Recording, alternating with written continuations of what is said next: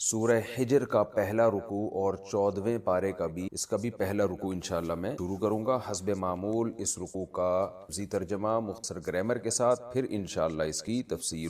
اعوذ باللہ من الشیطان الرجیم، بسم اللہ الرحمن الرحیم۔ الف لام را تلک آیات الکتاب، یہ آیات ہیں کتاب کی، وقرآن مبین، اور قرآن کی جو بالکل واضح ہے۔ اس کو کہتے ہیں عطف تفسیری، یعنی کتاب کا مفہوم آگے واضح کیا جا رہا ہے۔ وقرآن مبین یعنی وہ کتاب کیا ہے؟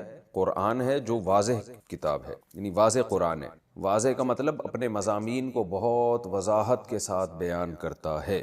یہ جو عطف تفسیری ہے نا، تفسیری کا مطلب یہ ہوتا ہے کہ ایک تو ہوتا ہے واو اینڈ کے معنی میں، جیسے جاءنی زید و عمر، میرے پاس زید آیا اور عمر آیا، تو یہاں عطف ہے۔ عطف کا مطلب یہ ہوتا ہے کہ عمر ایک الگ چیز ہے، زید ایک الگ چیز، لیکن بعض دفعہ ہم واو کو بیچ میں لے کر آتے ہیں اس کی ڈیٹیل بیان کرنے کے لیے۔ جیسے میں کہتا ہوں جاءنی رجل و عالم، میرے پاس ایک شخص آیا اور عالم آیا، تو یہاں بعض دفعہ عالم سے مراد الگ بندہ ہوتا ہے، بعض دفعہ اسی رجل کو آپ ایکسپلین کر رہے ہوتے ہیں کہ وہ رجل جو ہے عالم تھا، تو اس لیے بھی بعض دفعہ بیچ میں واو لگا دی جاتی ہے۔ تو تلک آیات الکتاب، یہ کتاب کی آیات ہیں، وقرآن مبین، اور قرآن مبین کی آیات ہیں، یعنی قرآن مبین کوئی کتاب سے ہٹ کے الگ چیز نہیں ہے، بلکہ یہ واو تفسیر۔ ربما یود الذین کفروا، بسا اوقات، ربما کا معنی ہوتا ہے بسا اوقات، بہت مرتبہ۔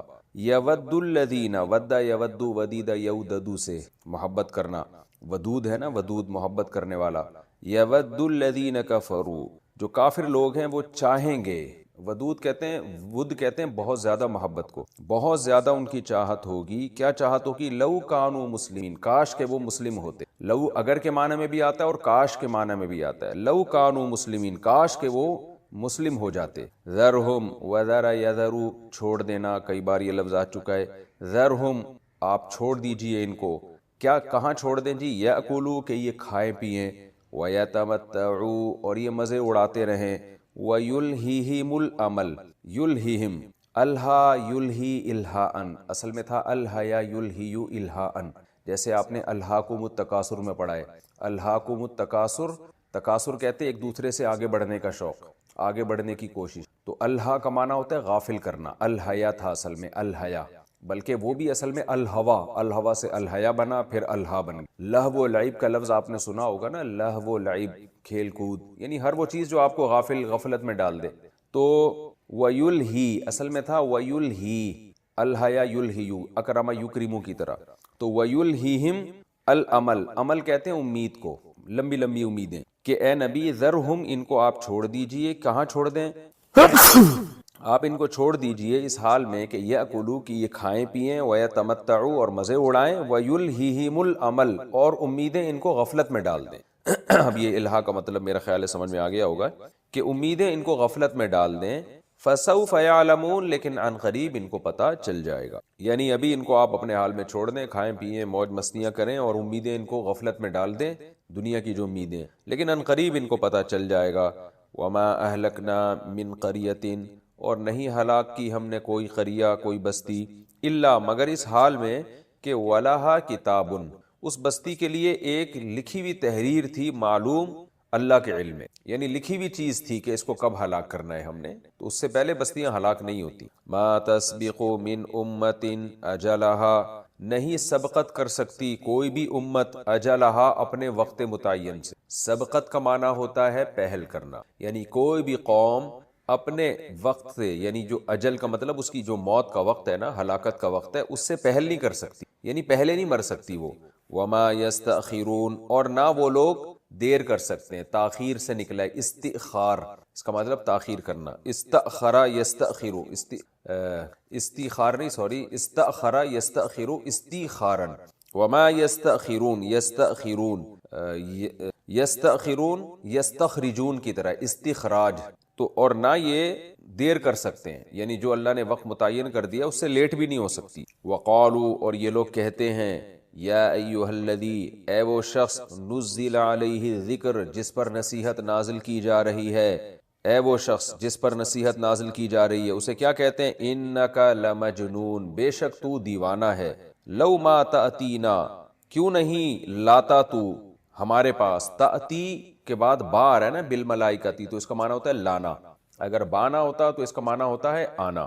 لو ما کیوں نہیں، تاتینا بالملائکتی تو لاتا ہمارے پاس فرشتے، ان کنت من الصادقین اگر تو ہے سچوں میں سے، اگر تو سچ بولتا ہے کہ تو سچا نبی ہے تو فرشتے کیوں نہیں لاتا ہمارے پاس. ما ننزل الملائکۃ اللہ کہتے ہیں ہم نازل نہیں کرتے فرشتے الا بالحق مگر فیصلے کے ساتھ، حق کے ساتھ. حق کا مطلب دودھ کا دودھ پانی کا پانی، یعنی پھر تو مہلت ہی نہیں ملتی ہے اور وہ تو ایک دم حق کو واضح کر دیتے ہیں. پھر وما کانو اور نہیں ہوتے یہ لوگ، اذن کا مطلب اذ کانا کذا اگر ایسا ہو، یعنی اگر فرشتے نازل کر دیے جائیں تو پھر یہ نہیں ہوں گے منظرین مہلت دیے جانے والوں میں سے. انظرا ینظر انظارا مہلت دینا، اور منظر جس کو مہلت دی جائے اس میں مفعول ہے، اور منظرین اس کی جمع. یعنی ہم فرشتے نازل نہیں کرتے مگر فیصلے کے ساتھ اور پھر یہ لوگ اس وقت ان کو مہلت نہیں دی جائے گی، فوراً ہلاک کر دیے جائیں گے. انا نحن بے شک ہم نزلنا ہم نے نازل کیا ہے الذکر اس نصیحت کو، وَإِنَّا لَهُ اور بے شک ہم ہی اس نصیحت کے لیے لحافظون حفاظت کرنے والے ہیں. یہاں نصیحت سے مراد قرآن ہے. وَلَقَدْ أَرْسَلْنَا اور البتہ تحقیق بھیجا ہم نے من قبل کا اے نبی آپ سے پہلے بھی، فی شیع الاولین شیعہ جماعت کو کہتے ہیں، شیعہ اس کی جماعتی ہے. پچھلی جماعتوں میں بھی ہم نے، پچھلی قوموں میں بھی ہم نے آپ سے پہلے بھیجا ہے. کس کو؟ یعنی پیغمبروں کو. وَمَا يَأْتِيهِم مِّن رَّسُولٍ اور نہیں آیا ان قوموں کے پاس مِن رسول کوئی رسول، إِلَّا كَانُوا بِهِ مگر تھے وہ لوگ اس رسول کے ساتھ يَسْتَهْزِئُونَ مذاق اڑانے والے. كَذَلِكَ اس طرح سے دیکھو، نَسْلُكُهُ سَلَكَ يَسْلُكُ سلوکن کا معنی چلنا بھی ہوتا ہے اور داخل کرنا بھی ہوتا ہے. اس طرح سے ہم اس کو داخل کر دیتے ہیں فی قلوب المجرمین مجرمین کے دل میں. کیا مطلب؟ یہ جو استہزاء ہے، پیغمبروں کا مذاق اڑانا، پیغمبروں کا انکار کرنا، اس چیز کو ہم مجرمین کے دلوں میں داخل کر دیتے ہیں، ان کے دل ایسے ہو جاتے ہیں. پھر لا یؤمنون بہ وہ لوگ پھر ایمان نہیں لے کر آتے اس کے ساتھ، یعنی حق کے ساتھ یا پیغمبر کے ساتھ. وقد خلت اور تحقیق گزر چکی ہے، سنت الاولین پچھلے لوگوں کی عادت. خلا کا معنی گزرنا، تو پچھلے لوگوں کی عادت بھی گزر چکی ہے. تم دیکھ چکے ہو پچھلے قوموں کے واقعات بھی کہ وہ ایمان لاتے نہیں ہیں. وَلَوْ فَتَحْنَا عَلَيْهِمْ اور اگر ہم کھول دیں ان کے اوپر، بَابًا مِّنَ السَّمَاء آسمان کا ایک کوئی دروازہ، فَظَلُّوا فِيهِ يَعْرُجُونَ غَلَّ يَظَلُّ اصل میں تھا ظَلِيلَ يَظْلَلُ پڑھا جاتا ہے غَلَّ يَظَلُّ. اس کا معنی سارا دن کسی کام میں مشغول رہنا یا کسی کام میں کنٹینیو رہنا، تو یہ اس معنی میں استعمال ہوتا ہے. ظَلَّ الرَّجُلُ قَائِمًا آدمی سارا دن کھڑا رہا، تو ظلہ کا یہ معنی آتا ہے. یہ پہلے نہیں، یہ تفسیر میں میرا آگے آ گیا. فَيَظْلَلْنَ رَوَاكِدْ قرآن کہتے ہیں وہ کشتیاں سمندروں میں کھڑی رہتی ہیں. فَظَلُّوا فِيهِ تو وہ رہیں گے فِيهِ اس دروازے میں یا اس آسمان میں، يَعْرُجُونَ چڑھتے ہوئے. یعنی اگر ہم ان پر آسمان کا کوئی دروازہ کھول دیں اور یہ پھر کنٹینیو اس میں چڑھتے رہیں. عرج یعرج عروجن چڑھنا کہتے ہیں نا، عروج قوموں کا عروج ہے، یعنی قوموں کی بلندی ہے، قوموں کی ترقی ہے، تو عروج کا معنی چڑھنا. تو یہ پھر اس میں چڑھتے رہیں تو ہوگا کیا؟ لقالو تو یہ کہیں گے انما سکرت ابصارنا انما سکرت ابصارنا بے شک نشہ چڑھا دیا گیا ہے ہماری آنکھوں پہ. سکر عربی میں نشے کو کہتے ہیں، مسکر نشہ آور چیز. تو سکر یسکرو نشے میں ڈالنا کسی چیز کو. تو جب انسان نشے میں آتا ہے تو اس کے ہوش ٹھکانے نہیں رہتے، تو اس لیے اس کا ترجمہ نظر بندی سے بھی کیا جاتا ہے. جیسے کسی کا دماغ کیپچر کر کے آپ نظر بندی کر کے اس کو جو چاہے دکھا دیں، یہ آج بھی یہ شعبدہ ہوتا ہے.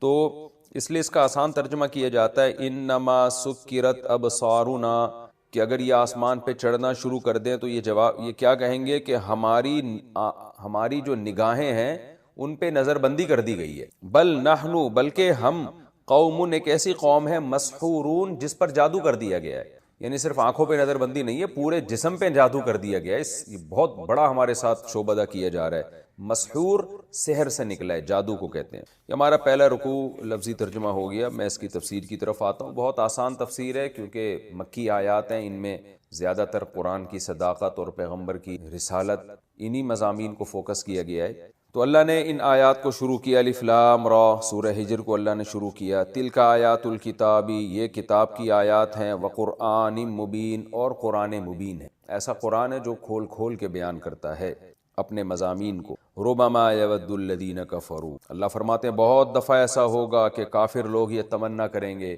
لو کانوا مسلمین، کاش وہ فرما بردار ہوتے، مسلم ہو جاتے۔ یعنی آج تو آپ کو کافر دنیا میں ترقی میں ٹہلتے ہوئے پھلتے پھولتے عیاشی کرتے نظر آ رہے ہیں نا، آج تو شاید دنیا میں وہ یہ کہتے ہیں کہ اچھا ہے کہ ہم مسلم نہیں ہیں، ورنہ ہم پہ زنا پہ پابندی ہوتی، شراب پہ پابندی ہوتی، سود پہ پابندی ہوتی، یہ نمازوں کی پابندی، روزوں کی پابندی، 20 قسم کے 20 مسائل ہیں۔ تو وہ ان پابندیوں سے ظاہر ہے انسان نکلنا چاہتا ہے۔ تو اللہ فرماتے ہیں آج تو یہ کہہ رہے ہیں کہ پھلتے پھولتے ہیں اور مسلمانوں کا مذاق اڑاتے ہیں، لیکن یعنی قیامت کے دن ایسا ایک دفعہ نہیں، بار بار یہ تمنا کریں گے، لو کانوا مسلمین، کاش کہ یہ لوگ مسلم ہوتے۔ لہذا اے نبی آپ ان پر غمزدہ نہ ہو، یا اے اہل اسلام تم غمزدہ نہ ہو ان کی حالت کو دیکھ کر، ذرہم، ان کو چھوڑ دو، یاکلوا، ان کو کھانے دو، وَيَتَمَتَّعُوا، اور ان کو چاہیے کہ یہ مزے اڑائیں، یاکلوا، یہ کھائیں بھی، وَيَتَمَتَّعُوا، اور یہ مزے بھی اڑائیں، وَيُلْهِهِمُ الْأَمَلُ، اور امیدیں ان کو غافل بھی رکھیں۔ یعنی جو انہوں نے امیدیں لگا کے رکھی ہے نا کہ جیسے دنیا ہماری مزے کی ہے تو آخرت میں بھی ہمیں مزہ ملے گا، یا ہم مر کے ختم ہو جائیں گے کوئی عذاب نہیں ہوگا، تو امیدیں انسان لگا لیتا ہے اپنے حال کو دیکھ کر۔ وہ یہ سمجھتا ہے کہ آج میں خوش ہوں تو ہمیشہ میں خوش رہوں گا، تو یہ جو خوش فہمیاں ہیں اس کو عمل سے تعبیر کیا قرآن نے۔ ان خوش فہمیوں نے ان کو غفلت میں ڈال دیا، یلہی کا معنی غفلت میں ڈال دیا، تو اب وہ آخرت کے بارے میں سوچنے کے لیے تیار ہی نہیں ہے۔ تو فسوف یعلمون، یعنی اے نبی یا اے اہل اسلام تم ان کو اپنے حال پہ چھوڑ دو۔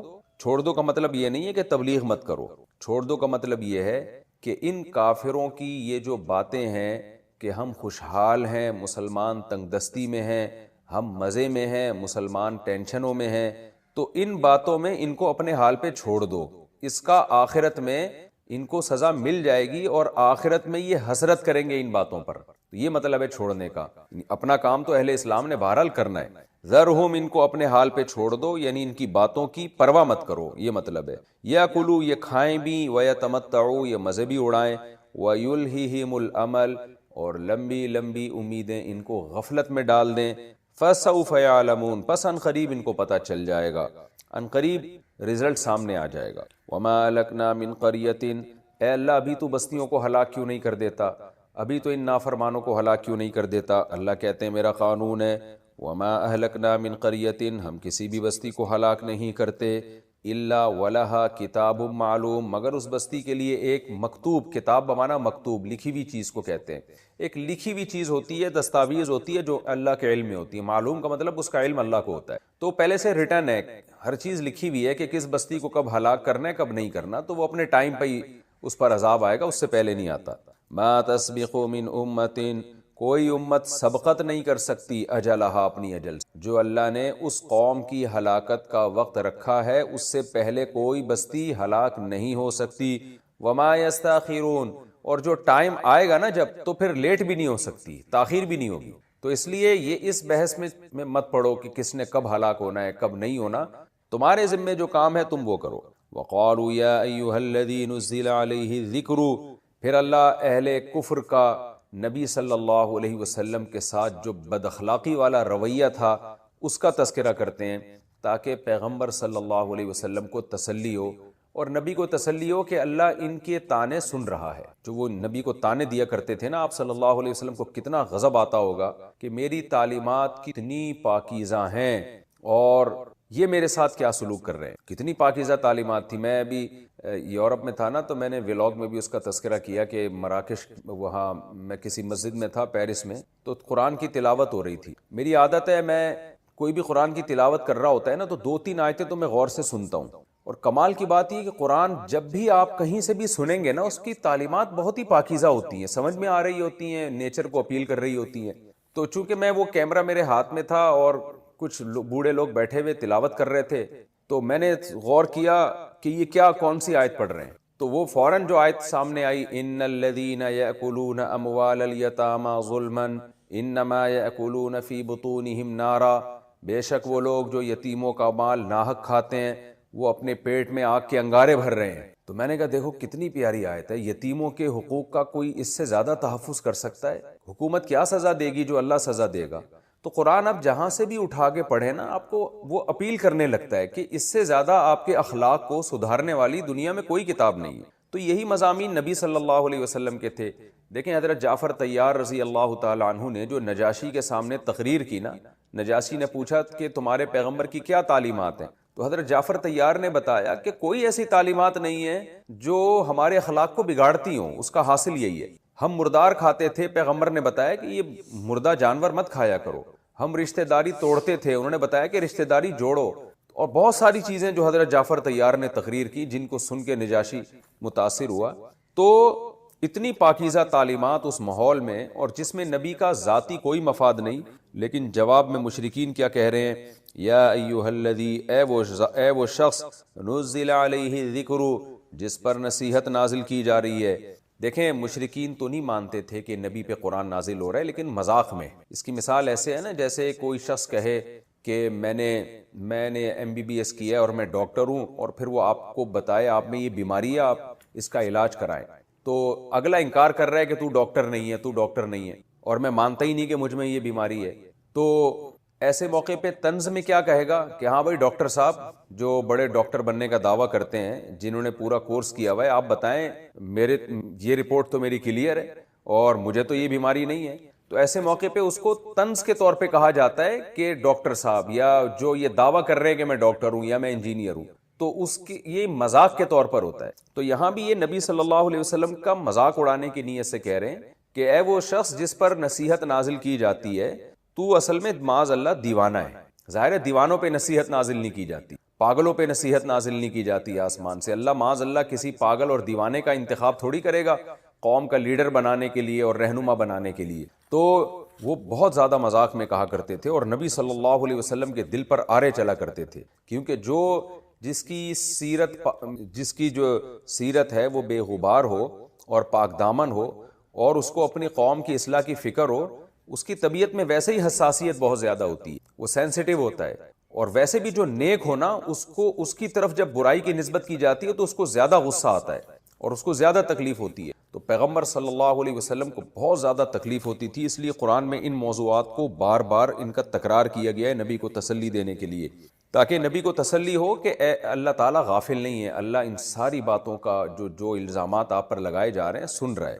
کیسی بدبختی سے الزام لگایا کہ اے وہ شخص جس پر قرآن نازل کیا جاتا ہے، انک لمجنون، یقیناً تو مجنون ہے، معاذ اللہ دیوانہ ہے، لو ما تاتینا بالملائکۃ، اگر تو سچا ہے اپنے دعوے میں، تجھے خدا نے بھیجا ہے پیغمبر بنا کر، تو ہمارے پاس فرشتے کیوں نہیں لے کے آ جاتا؟ تو فرشتے دکھا دے، آسمان سے فرشتے اترے تیرے ساتھ، فرشتوں کی ایک جماعت ہو، یہ معجزہ کیوں نہیں دکھا دیتا؟ اللہ نے اس کا جواب دیا، ما ننزل الملائکۃ الا بالحق، دیکھو ہم فرشتے نازل نہیں کرتے مگر فیصلے کے ساتھ۔ یعنی اتنے واضح معجزے جب اللہ دکھاتا ہے تو پھر مہلت نہیں دیتا۔ ابھی تمہارے پاس غور و فکر کا راستہ کھلا ہوا ہے، ابھی تم محمد صلی اللہ علیہ وسلم کی سیرت میں غور کرو، آپ کی پاکیزہ زندگی میں غور کرو، تورات اور انجیل اٹھا کے دیکھو، اس میں تمہیں محمد صلی اللہ علیہ وسلم کی خوشخبریاں نظر آئیں گی، ان نشانیوں میں غور کرو، پھر آپ صلی اللہ علیہ وسلم کے بارے میں یہ غور کرو کہ آپ کا کوئی مفاد نہیں ہے اور آپ کی تعلیمات کتنی پاکیزہ ہیں، ان میں غور کر کے ایک رائے قائم کرو، اس کے بعد ایمان لے کر آؤ۔ ابھی غور کرو گے، اس غور کرنے کے لیے اللہ نے تمہیں مہلت دی ہوئی ہے، عذاب نہیں آ رہا فوراً۔ اگر اتنے واضح معجزے دکھانا اللہ شروع کر دے کہ جنت اور جہنم تمہارے سامنے لا کے رکھ دی جائے، آسمان سے فرشتے نازل ہونا شروع ہو جائیں، تو پھر تو ایسی حجت تمام ہو جائے گی، پھر تمہیں مہلت نہیں ملے گی۔ جیسے کہ صالح علیہ السلام کی قوم کو جب انہوں نے اونٹنی کا مطالبہ کیا اور پہاڑ سے اللہ نے اونٹنی نکال دی، تو پھر مہلت نہیں ملی ان کو، تو تمہیں بھی نہیں ملے گی۔ اس لیے اللہ فرماتے ہیں ما ننزل الملائکۃ الا بالحق، ہم فرشتے نازل نہیں کرتے مگر پھر فیصلے کے ساتھ، وما كانوا اذا منظرین، اور پھر یہ لوگ اس صورت میں مہلت نہیں دیے جائیں گے، اللہ فوراً ہلاک کر دے گا۔ انا نحن نزلنا الذکر، اور یہ جو تم نے تانا دیا ہے نبی کو کہ اے وہ شخص جس پر قرآن نازل ہوتا ہے، نصیحت نامہ نازل ہوتا ہے، یعنی مذاق میں تم نے کہا، تو بے شک ہم نے ہی اس قرآن کو نازل کیا، یہ آٹومیٹیکلی نہیں ہو رہا، ہم نے نازل کیا ہے، وَإِنَّا لَهُ لَحَافِظُونَ، اور ہم ہی اس کی حفاظت کر کے دکھائیں گے۔ تم تو سید الانبیاء کا مذاق اڑا رہے ہو، مذاق میں کہہ رہے ہو کہ ان پہ قرآن نازل ہو رہا ہے، اور حقیقت میں تو یہ دیوانے ہیں۔ تو عنقریب تمہیں پتہ چل جائے گا کہ جس کو تم دیوانہ کہہ رہے ہو اس پر نازل ہونے والے کلام کی حفاظت کیسے ہوتی ہے۔ کسی دیوانے اور معاذ اللہ کسی پاگل پر جو باتیں کر رہا ہوتا ہے نا زبان سے، ان باتوں کی ایسے حفاظت نہیں ہوتی۔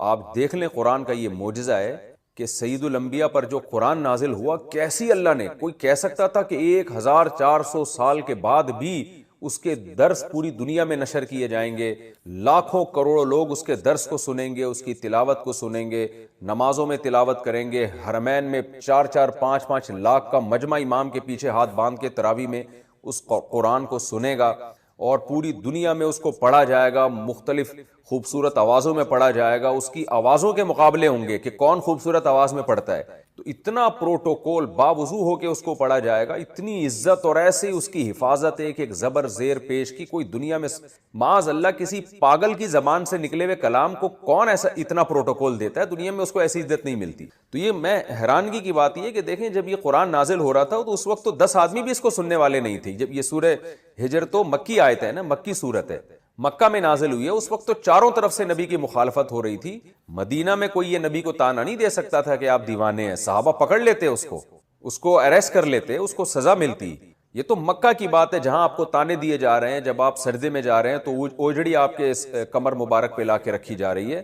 اتنے کمزور تھے پیغمبر صلی اللہ علیہ وسلم، لیکن اللہ مشرکین کو کیا کہہ رہا ہے کہ تم جس کا مذاق اڑاتے ہو نا کہ اس پر قرآن نازل ہو رہا ہے اور وہ دیوانہ ہے، تو ہم نے یہ نازل کیا، ہم نے، اور ہم ہی اس کی حفاظت کر کے دکھائیں گے۔ یہ محمد صلی اللہ علیہ وسلم حفاظت نہیں کریں گے، ہم نے نازل کیا ہے، دیکھنا ہم کیسے حفاظت کر کے دکھائیں گے، اور ہم محمد صلی اللہ علیہ وسلم سے حفاظت کا کام لیں گے، لیکن مدد ہماری ہوگی۔ وَلَقَدْ أَرْسَلْنَا مِن قَبْلِكَ فِي شِيَعِ الْأَوَّلِينَ، اب نبی کو تسلی دی جا رہی ہے کہ اے نبی یہ تانے صرف آپ کو نہیں دیے گئے مجنون دیوانے ہونے کے، ہم نے آپ سے پہلے بھی پچھلے شیع الاولین، پچھلوں کی قوموں میں بہت سارے پیغمبر بھیجے ہیں، سب پیغمبروں کے ساتھ یہی کچھ ہوا۔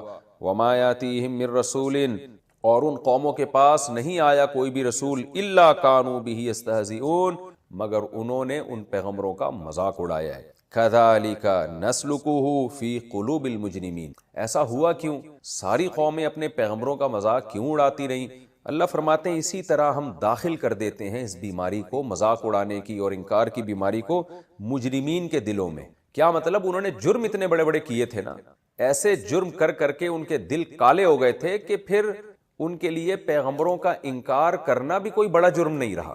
تو اس لیے اللہ کیا کہتے ہیں کہ ہم نے گویا ان کے دلوں پر مہر لگا دی، یعنی یہ ظلم نہیں ہے اللہ کی طرف سے، ان کی بدعمالیوں کی سزا ہے۔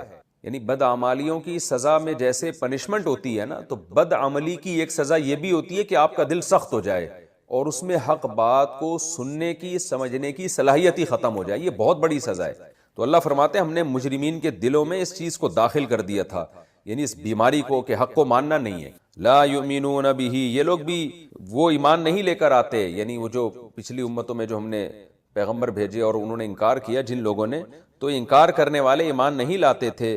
وقد خلت سنت الاولین، اور تحقیق پچھلے لوگوں کا طریقہ گزر چکا ہے، یعنی قرآن میں بھی گزر چکا اور پچھلی کتابوں میں بھی۔ اس کو اے نبی آپ اس کو دیکھیں تو آپ کو پتہ چلے گا کہ یہ کوئی آپ کے ساتھ کوئی نیا کام نہیں ہو رہا، وہی کام ہو رہا ہے جو ساری امتوں نے اپنے پیغمبروں کے ساتھ کی۔ وَلَوْ فَتَحْنَا عَلَيْهِمْ بَابًا مِّنَ السَّمَاءِ، رہی بات یہ معجزے کی کہ فرشتے لے کر آئیں، تو ایک حکمت تو ہم نے بیان کر دی کہ ہم فرشتے کیوں نازل نہیں کرتے، ابھی موقع ہے سوچنے کا ان کے پاس، لیکن فرشتے نازل کیے تو فوراً عذاب آئے گا، ایک حکمت تو یہ۔ دوسری ایک اور حکمت کہ یہ فرشتے نازل ہونے کے بعد بھی ایمان نہیں لے کر آئیں گے، یعنی پیغمبر مایوس ہوتے تھے نا کہ اللہ تو نازل کر دے فرشتے تاکہ یہ مجھ پر ایمان لے آئیں، تو بتایا جا رہا ہے کہ لائیں گے پھر بھی نہیں۔ یہ جس نے ماننا ہوتا ہے اس کے لیے تھوڑے دلائل بھی کافی ہوتے ہیں، جس نے نہیں ماننا ہوتا اس کے سامنے جنت اور جہنم لا کے رکھ دی جائے تو وہ پھر بھی ایمان نہیں لائے گا۔ تو اللہ فرماتے ہیں فرشتے تو دور کی بات، ہم ان کو آسمانوں کے دروازے کھول کے عالم بالا کی ساری چیزیں ان کی آنکھوں سے دکھا بھی دیں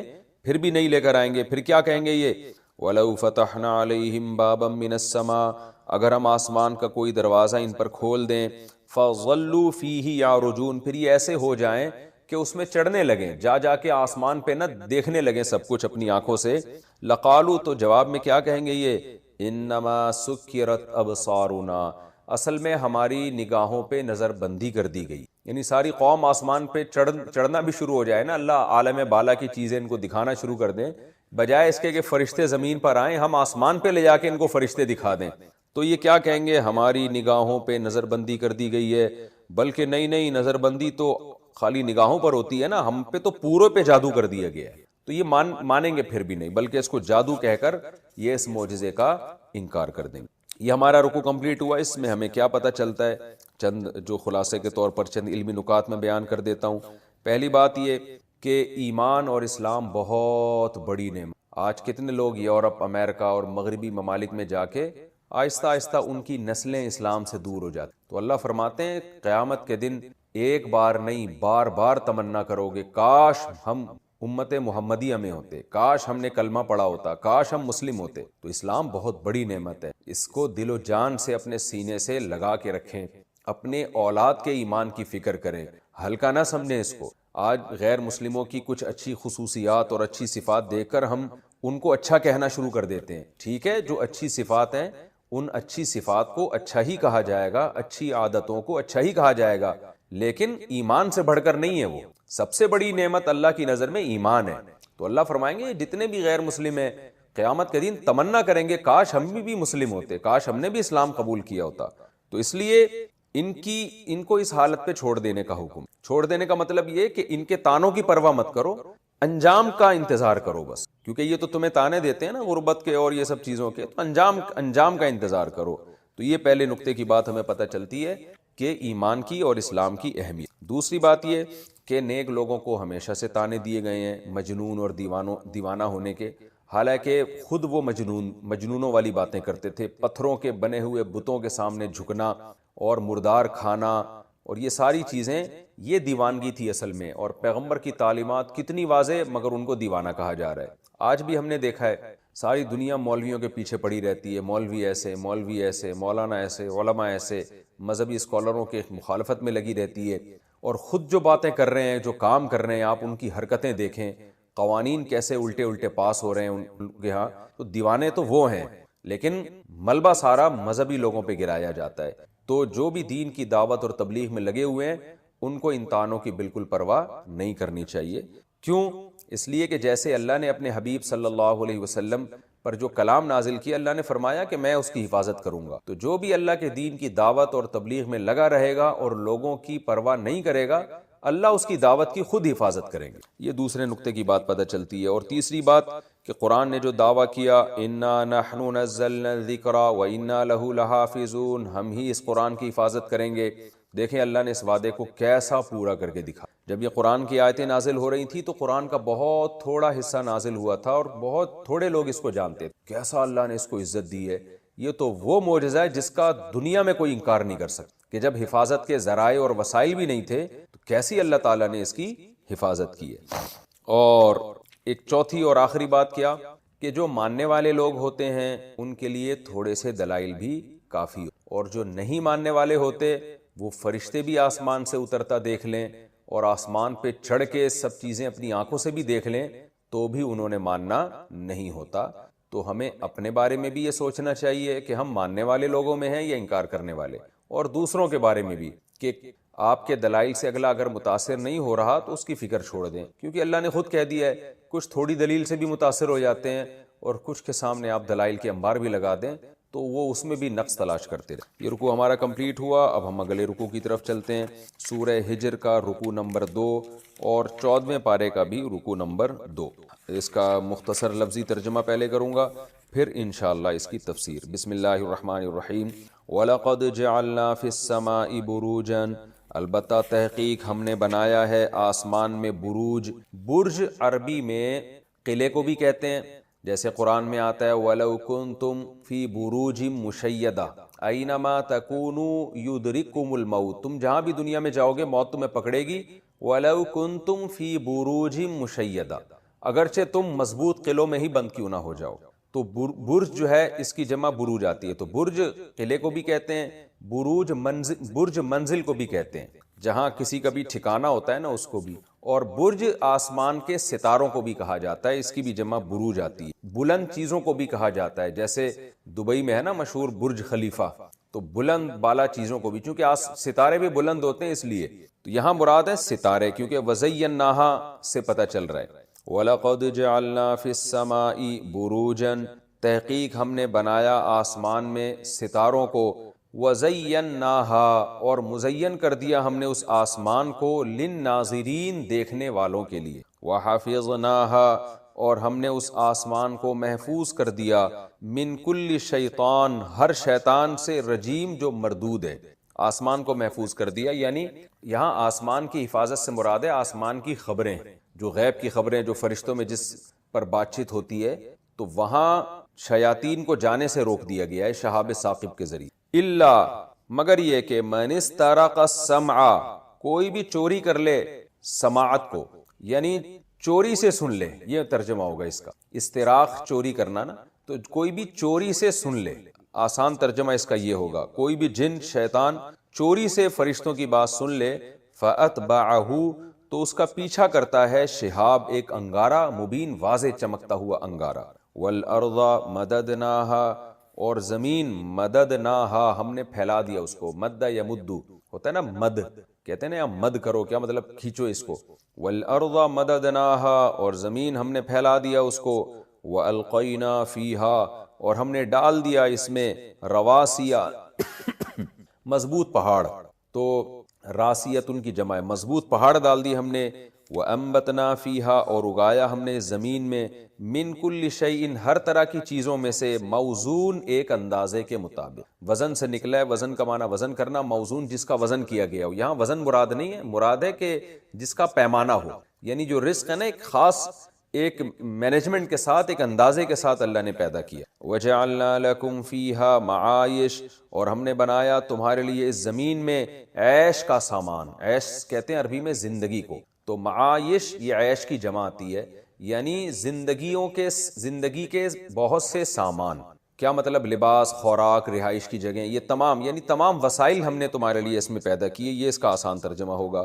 ومن اور ان لوگوں کے لیے بھی سامان پیدا کیا، لستم لہو نہیں ہو تم اس کے لیے، برازقین رزق دینے والے، یعنی وہ بھی اور بھی بہت ساری ایسی مخلوق ہے جس کو تم روزی نہیں دیتے، اس کے لیے بھی ہم نے زمین میں زندگی کا سامان پیدا کیا۔ وَإِن مِّن شَيْءٍ اور نہیں ہے کوئی چیز، إِلَّا عِندَنَا خَزَائِنُهُ مگر ہمارے پاس ہیں اس کے خزانے، وَمَا نُنَزِّلُهُ اور ہم وہ خزانوں کو نازل نہیں کرتے، إِلَّا بِقَدَرٍ معلوم مگر ایک اندازے کے ساتھ جس کا علم ہمیں ہے۔ وَأَرْسَلْنَا الرِّيَاحَ ریح کی جمع ریا، اور ہم نے بھیجا ہواؤں کو، لواقح لاقحتن کی جمع ہے، اس کو کہتے ہیں پانی اٹھانا، لاقح، تو لواقح پانی اٹھانے والی ہوائیں، فَأَنزَلْنَا مِنَ السَّمَاءِ پھر ہم نے نازل کیا آسمان سے، ماءً پانی، فَأَسْقَيْنَاكُمُ پھر ہم نے پلایا تمہیں، وہ پانی، اسقا یسقی، سقا یسقی کا معنی پلانا، اسقینا کا معنی بھی پلانا، ہم نے پلایا وہ پانی تمہیں، وما انتم لہو اور نہیں تھے تم اس پانی کے لیے، بخازنین اس کو جمع کرنے والے،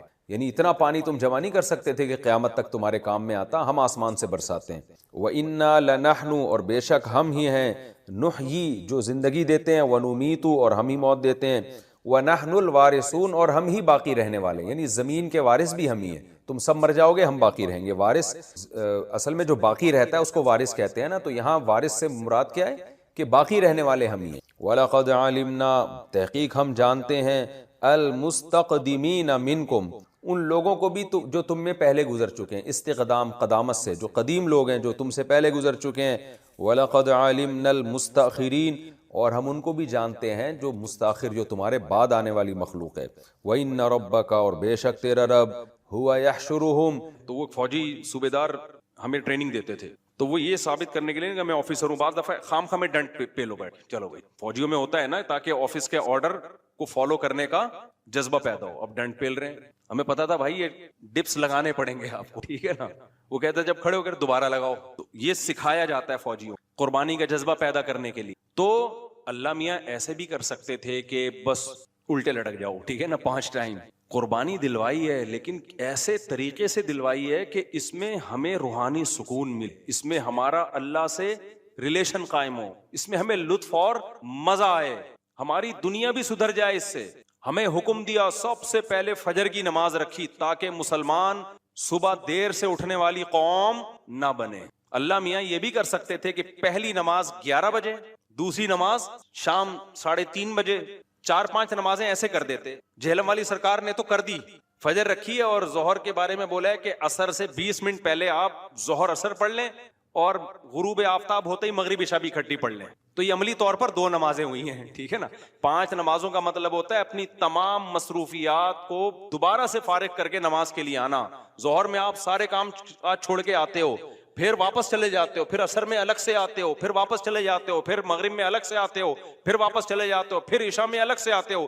یہ 5 دفعہ قربانی دلوائی جا رہی ہے. اگر اس طرح سے نمازیں اکٹھی کرنے کا اسلام میں حکم ہوتا تو 3 دفعہ قربانی ہوتی, 5 دفعہ قربانی نہیں ہوتی. دیکھو ہم ظہر سے پہلے 4 سنتیں پڑھتے ہیں اور 4 فرض پڑھتے ہیں. ان سنتیں پڑھنے میں کوئی قربانی ہوتی ہے ہمیں؟ اس لیے کہ تو نماز کے لیے آئے ہوئے ہیں نا. تو اگر ہم 4 فرض کے ساتھ 4 عصر بھی پڑھ لیں تو عصر کی قربانی تھوڑی ہی پھر یہ. تو 5 نمازوں کا مطلب ہی 5 ٹائم پہ آنا ہے. اس میں شاپنگ واپنگ ہی تو رکاوٹ بنتی ہے, اور آپ نے شاپنگ کے لیے کہہ دیا اہل حدیث. حالانکہ اہل حدیث یہ مانتے نہیں ہے, لیکن اس کی عادت ہے جہلم والی سرکار کی کہ کسی بھی مسلک میں کوئی بھی الٹا فتویٰ دے رہا ہوگا نا تو اس الٹے مولوی کو لا کے ہائی لائٹ کر کے مسلک کو بدنام کرنا. تو ایک اہل حدیث کا وہ چلایا کہ ایک اہل حدیث کہتے ہیں کہ میں جب 12:30 بجے شاپنگ کے لیے جاتا ہوں نا اپنی بیوی کو لے کے, تو 12:30 بجے ظہر کے ساتھ کیا پڑھ لیتا ہوں. یہ جہلم والی سرکار کا کلپ میں نے خود اپنے کانوں سے سنا ہے کہ 12:30 یا 12 بجے جیسے ہی ظہر کا وقت داخل ہوا تو ظہر کے ساتھ فوراً کیا پڑھ لیتا ہوں, عصر. حالانکہ قرآن میں سورہ نور اللہ کیا کہتے ہیں, رجال لا تلہیہم تجارت ولا بیع عن ذکر اللہ واقام الصلاۃ. مسجدوں میں ایسے لوگ ہوتے ہیں کہ ان کو تجارت اللہ کی یاد اور نماز سے غافل نہیں کرتی. بزنس ہی اللہ کی یاد, اور اللہ فرماتے ہیں مسجدوں میں ہوتے ہیں. پتہ چلتا ہے کہ کہاں آگے پڑھنی ہوتی ہے, جماعت سے بھی اور اپنے ٹائم پہ بھی. اور اسی شاپنگ کو آپ نے ذریعہ بنا لیا 2 نمازیں اکٹھی کرنے کا, اثر گول کر دیا آپ نے. یہ ہے تفقہ اور بصیرت, سمجھتے ہو. اور اس نماز کا اجر خراب کیا ہے جس کی سب سے زیادہ تاکید قرآن بیان کر. تو خیر, تو کیسا ریلیشن ہے, جلدی سے بات کو سمیٹ کے میں ختم کرتا ہوں. سب سے پہلے اللہ کیا کہتا ہے, مسلمان اپنے مسلم ہونا ثابت کرنے کے لیے کہ میرا اللہ سے ریلیشن ہے, اللہ نے کہا کہ 5 ٹائم نماز پڑھنی پڑے گی. اور یہ 5 ٹائم نماز کیوں رکھی ہے پتہ ہے آپ کو؟ کیونکہ وقت میں بہت بڑی تبدیلی ہوتی. اللہ کہتے ہیں جب بھی اس کائنات میں بڑی تبدیلی ہوگی تو سب سے پہلے میرے سامنے سجدہ کرو گے, اس کے بعد اپنے کاموں میں لگو گے. تبھی تو قرآن کہتا ہے اقیم الصلاۃ لدلوک الشمس الی غسق اللیل, نمازوں کو قائم کرو دلوک شمس, سورج ڈھلکنے کے وقت, الی غسق اللیل, اور راتوں کے اندھیروں میں. تو غسق اللیل میں 2 نمازیں آ گئیں, مغرب اور عشاء. یہ دونوں رات کی نمازیں ہیں, لیکن ان دونوں کے اوقات میں بڑا فرق ہوتا ہے. مغرب میں فل اندھیرا نہیں ہوتا لیکن روشنی بھی نہیں ہوتی, بہت زیادہ وقت میں تغیر ہو جاتا ہے. اور غسق جو ہے لیل جب انتہائی درجے کی ہوتی ہے تو وہ عشاء کا وقت جب بالکل کیا ہو جاتا ہے, اندھیرا. آگے اللہ کہتے ہیں وقرآن الفجر, اور پھر فجر کا وقت بالکل ڈیفرنٹ ٹائم ہوتا ہے.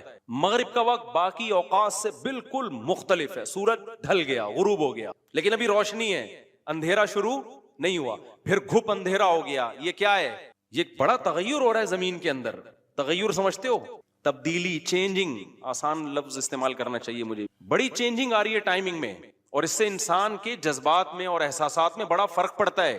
ظہر کا تو فجر کا وقت بالکل ڈیفرنٹ ہے, ابھی دن طلوع ہونے والا ہے. پھر سورج ہوتے ہوتے جب ڈھلکتا ہے نا, بالکل بلندی پہ پہنچ کے تیز تپتی ہوئی دھوپ ہوتی ہے جس کو اللہ دلوک شمس کہہ رہے ہیں. دلوک کہتے ہیں ڈھلکنا. تو سورج کا جو ڈھلکنا ہے نا, بلندی پہ جا کے لڑکنا نیچے, اس کو کیا کہتے ہیں؟ اس میں اللہ نے 2 نمازوں کا ذکر کر دیا, ظہر اور عصر. اس لیے کہ دلوک جو معتد بھی ہوتا ہے, گاڑی اردو پھر استعمال کر رہا ہوں, معتد بھی قابل ذکر دلوک, وہ ایک عصر میں ہوتا ہے, ایک ظہر میں ہوتا ہے. میں نے وہ کلپ ریکارڈ کروایا تھا نا عاقب سعید کو کہ 5 نمازیں اپنے ٹائم پر ہیں, اور یہ قرآن کی عیسائی سے ثابت ہے کہ نمازوں کے 5 ٹائم ہیں, 3 ٹائم کی نمازیں قرآن میں نہیں ہیں. تو اس پہ میں نے کہا تھا کہ دلوک شمس ہے نا, سورج کا ڈھلکنا, تو معتد بھی ڈھلکنا, قابل ذکر ڈھلکنا ایک ظہر کے وقت ہوتا ہے, ایک عصر کے وقت. کیونکہ عصر کے وقت 45 پہ آ جاتا ہے, اور ظہر کے وقت بلندی پہ جا کے ڈھلکتا ہے. تو اس کے نیچے کے لوگوں کے کمنٹس آئے ہوئے تھے کہ اگر قرآن کا یہ مطلب ہے ڈھلکنے کے وقت, تو پھر تو ہر وقت سورج ڈھلک رہا ہے. سمجھ میں آیا پاگل کسے کہتے ہیں؟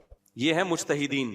یعنی ان کا دعویٰ یہ تھا کہ 3 وقت ہیں نماز کے قرآن میں, ظہر ہے, اور عشاء ہے اور فجر ہے. تو 3 وقت سے یہ ثابت کرنا چاہتے ہیں کہ ظہر اثر ملا کے پڑھ لو اور مغرب عشاء ملا کے پڑھ لو. اصل میں 3 ٹائم ہے. یہ غلط ہے. دلوک شمس کا لفظ ہے قرآن میں, اور دلوک سے مطلق دلوک مراد ہے, اور مطلق سے فرد کامل مراد ہوتا ہے. معتد بھی, دیکھو فرد کامل کو میں مثال سے سمجھاتا ہوں. پہلے میں یہ جنہوں نے اعتراض کیا نا اٹھ پٹانگ قسم کا, ان کے اعتراض کا جواب دوں. یہ کہتے ہیں ہر وقت, واقعی ہر وقت تو دلوک ہو رہا ہے, لیکن اس کا تو کوئی بھی قائل نہیں ہے. ایسا تو 1 کروڑ نمازیں ہو جائیں گی. ابے سورج بلندی پہ جا کے جب تک پورا غروب نہیں ہوتا تو ہر سیکنڈ ڈھلک ہی رہا ہے نا, تو کیا ہر سیکنڈ میں نماز پڑھیں گے؟ تو ظاہر ہے قرآن وہ بات کرے گا جو انسانوں کے فہم کے مطابق ہوں گی. تو اس سے صاف پتہ چلتا ہے وہ ڈھلکنا مراد ہے جو قابل ذکر ڈھلکنا ہو. تو قابل ذکر ڈھلکنا جس کو اصطلاح میں کہتے ہیں معتد بھی ڈھلکان, وہ جب ہے جب بلندی پہ جا کے پہلی دفعہ ڈھلکنا شروع ہو اور پھر 45 کے زاویے پہ آ جائے. اس سے زیادہ ڈھلکان والی نماز حدیث سے ثابت بھی نہیں ہے. نہیں آئی میرا خیال ہے بات؟ تو مطلق سے فرد کامل مراد ہوتا ہے. اس کو میں مثال سے سمجھاتا ہوں. دیکھو میں آپ سے کہتا ہوں چائے لے کر آؤ, آپ برف ڈال کے ٹھنڈی چائے لے آئے. میں کہوں گا یہ کیا لے آیا؟ آپ کہیں آپ نے بولا تھا گرم چائے لاؤ. میں بولوں گا جب میں نے چائے کا لفظ مطلق بولا ہے, اس کے ساتھ کوئی گرم یا ٹھنڈے کی قید نہیں لگائی, تو اس سے فرد کامل ہی مراد ہوتا ہے. کامل فرد چائے کا کیا ہے؟ کامل درجے کی چائے کیا ہے؟ جو گرم ہوتی ہے, درمیانی درجے کا میٹھا ہوتا ہے اور مناسب سی پتی ہوتی ہے. میں نے آپ سے کہا چائے لے کر آؤ, آپ 6 چمچ زہر بنا کے نا پتیوں کے ڈال کے لے آئے. اور سب میں نے کہا یہ کیا لے کر آیا ہے؟ آپ کہہ رہے ہیں, آپ بول رہے ہیں چائے. میں کہا بھائی تو زہر بنا دی. تو آپ بولو آپ نے یہ تھوڑی کہا تھا نارمل چائے, آپ نے تو چائے بولا تھا. تو چائے میں تو کوئی بھی چائے. سمجھ میں آ رہی ہے بات کہ نہیں آ رہی؟ یہ چیزیں اصول فقہ میں پڑھی جاتی ہیں جو آج کل کے اسکالرز نے نہیں پڑھی, تبھی قرآن و حدیث کا مطلب بھی ان کو سمجھ میں نہیں آتا. تو المطلق اذا اطلق یراد به الفرد الکامل, یہ اصول فقہ کا مسئلہ ہے اور لغت کا بھی مسئلہ ہے. قاعدہ ہے, ضابطہ ہے کہ جب بھی کوئی لفظ علی الاطلاق بغیر کسی قید کے بولا جائے گا تو فرد کامل مراد ہوتا. اکمل نہیں, اکمل کا مطلب بہت اوپر کی زعفران والی چائے, نہ فرد کامل جو ناقص نہ ہو. زعفران والی چائے لے آؤ گے پھر بھی برا لگے گا. آپ بولو گے بھائی مفتی صاحب آپ نے چائے بولا تھا اور کہا تھا کہ فرد کامل مراد ہوتا ہے, تو میں اس میں زعفران ڈال کے لے آیا. اب میں پتہ نہیں زعفران پیوں نہیں پیوں یار, تو کیا کر کے لے آیا؟ میں تو کامل نہیں, میں تو اکمل. تو میں بولوں گا قاعدہ یہ ہے کہ مطلق جب بولا جاتا ہے تو نارمل جو کامل ناقص نہ ہو, اکمل مراد نہیں ہوتا اس سے. سمجھتے ہو؟ تو یہ قاعدے قرآن و سنت پہ بھی جاری ہوتے ہیں, کیونکہ اللہ میاں نے بھی تو کلام کیا ہے نا, نبی نے بھی تو کلام کیا ہے, تو نبی کے کلام میں بھی وہی لغت کے قاعدے چلیں گے جو عام قاعدے ہیں. سمجھتے ہو کہ نہیں سمجھتے؟ تو اب دیکھو قرآن کہہ رہے اقیم الصلاۃ لدلوک الشمس, سورج کے ڈھلکنے کے وقت. تو ڈھلکنے سے فرد کامل جو کامل درجے کا ڈھلکنا ہے, تو کامل درجے کا ڈھلکنا ایک جب بالکل بلندی پہ جا کے ڈھلکنا شروع ہوتا ہے, اس کو کہتے ہیں ڈھلکنا, پہلی دفعہ جب ڈھلکنا. اور دوسرا جب 45 کے زاویے پر جو عصر کے قریب کا ٹائم ہے جس میں سورج میں تغیر پیدا ہونا شروع ہو جاتا ہے, تو یہ ڈھلکنا ہے. تو اب جب بھی زمین میں کوئی نیا ٹائم داخل ہوتا ہے نا, تو اللہ کہتے ہیں کیا کرنا ہے؟ سب سے پہلے اللہ کا شکر. تبھی علماء نے اصول فقہ کی کتابوں میں لکھا ہے کہ نمازوں کے جو اوقات ہیں نا یہی نماز کا سبب ہے. سمجھتے ہو؟ اللہ میاں نے نمازوں کے اوقات کو نماز کا سبب بنا دیا. اب اس بات کو بھی سمجھو, اصل میں نماز کا سبب ہے اللہ کے احسانات. نماز جو ہم پڑھتے ہیں اس کا اصل سبب کیا ہے؟ اللہ کے احسانات. اب اللہ کے احسانات تو 24 گھنٹے ہیں, تو کیا 24 گھنٹے پڑھتے رہیں؟ ظاہر ہے اس میں حرج ہے. تو اللہ میاں نے کیا کیا؟ اللہ میاں نے بولا دیکھو شریعت کا ایک اصول ہے. ابھی کیا تمہیں پورا اصول فقہ بیٹھا کے سمجھاؤں میں, لیکن کیا کریں, سمجھائے بات سمجھ میں آتی نہیں. دیکھو شریعت کا اور کامن سینس کا بھی ایک اصول ہے کہ جب کسی, پہلے میں مشکل اردو میں سمجھاتا ہوں پھر ایکسپلین کروں. جب کسی حکم کا مدار حقیقت کسی حقیقی سبب پہ رکھنا ممکن نہیں ہوتا نا, تو سبب ظاہر پر حکم کا مدار رکھا جاتا ہے. مشکل ہے مجھے پتا ہے, آسان کر کے سمجھا. دیکھو ہم جو سفر میں 2 رکعتیں پڑھتے ہیں اس کی اصل وجہ ہے مشقت. کیوں ہم 2 رکعتیں پڑھتے ہیں؟ بھائی ٹینشن ہے سفر میں. اللہ نے نماز کیا کر دی کہ بھائی سفر میں آدمی ایسے راحت میں نہیں ہوتا جیسے گھر میں ہوتا ہے نا. تو اللہ میاں نے کیا حکم دیا کہ بھائی کتنی پڑھنی ہے؟ 2 پڑھنی ہے. تو اصل جو وجہ ہے نا سفر میں 4 کی 2 جو اللہ نے کر دی ہیں, اس لیے کہ سفر میں آدمی اتنی خوشی اور راحت میں نہیں ہوتا بلکہ تھوڑی سی ٹینشن میں ہوتا ہے. لیکن اگر اللہ تعالیٰ یہ کہتے کہ ٹینشن ہی پر حکم کا مدار ہے تو یہ ٹینشن کم ہونے کے بجائے بڑھ جاتی. وجہ اس کی ہے کہ ہم سوچتے رہتے پتہ نہیں مجھے سفر میں ٹینشن ہو بھی رہی ہے کہ نہیں ہو رہی ہے. بعض دفعہ لوگ سفر میں گھر کی نسبت زیادہ خوش ہوتے ہیں. آپ جا رہے ہو جہاز میں یا ٹرین میں, بڑا مزہ آ رہا ہے, آدمی کو یار اللہ میاں نے تو کہا تھا ٹینشن کی, اب تو ٹینشن نہیں ہو رہی. تو وہمی تو ویسے ہی بڑھ جاتا وہمیوں کا پروگرام نا. وہ تو سارا جو 6 گھنٹے جس کا وضو نہیں ہوتا وہ یہ کیسے سوچے گا کہ مجھے ٹینشن ہو رہی ہے کہ نہیں ہو رہی. پھر اگر ہو رہی ہے تو کتنے کلو ٹینشن ہو رہی ہے. بعض دفعہ ہو رہی ہے لیکن آدمی کہتا ہے یار اتنی تو مجھے گھر میں بھی ہوتی ہے, یا ہو سکتا ہے نہیں ہوتی ہے. تو اسلام ان بکھیڑوں سے نکال کے اللہ میاں نے کیا کیا, بھائی سفر سبب ہے ٹینشن کا اور ٹینشن سبب ہے نماز کا. تو اصل سبب تو ٹینشن ہے, لیکن اگر ٹینشن پہ میں نے ڈال دیا نا مدار, تو یہ ٹینشن کم نہیں ہوگی, بڑھے گی. لہذا سفر پہ ڈال دیا میں نے, اب سفر ہوگا تو چھوڑ دو, ٹینشن ہے یا نہیں وہ دو پڑا کرو. نہیں ہے بات, میرا خیال ہے. تو یہ ٹینشن سے بچانے کے لیے اللہ نے کہہ دیا اب سفر میں چاہے انجوائے بھی کر رہا ہوں نا آدمی, تو بھی ہم کتنی پڑھتے ہیں, 2 پڑھتے ہیں, اور مقام پہ جتنی مرضی ٹینشن میں ہوں پھر بھی پوری 4 پڑھتے ہیں. تو یہ اصول, اور یہ دنیا میں بھی یہ اصول چلتے ہیں, سمجھتے ہو کہ نہیں سمجھتے؟ تو یہاں بھی اللہ نے کیا کیا, اللہ میاں نے فرمایا اصل میں تو تم پہ نماز فرض ہے اس لیے کہ میرے احسانات تم پر بہت ہیں. اب وہ احسانات تو ہر وقت بولو ہوتے رہتے ہیں, اب ہر وقت احسانات ہیں تو اب ہر وقت پڑھتے رہے نماز, وہ تو ناممکن ہے.